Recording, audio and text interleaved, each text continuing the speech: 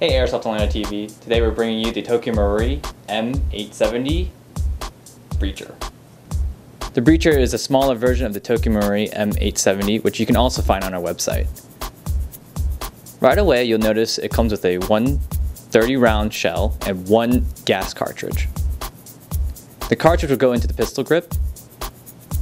The shell will go above the trigger guard after you release the trapdoor.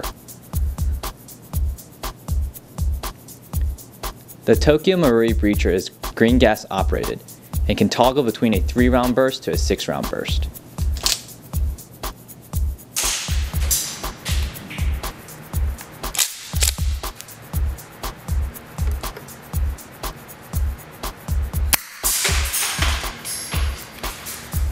For more information on the Tokyo Marui M870 Breacher, please visit our website, airsoftatlanta.com.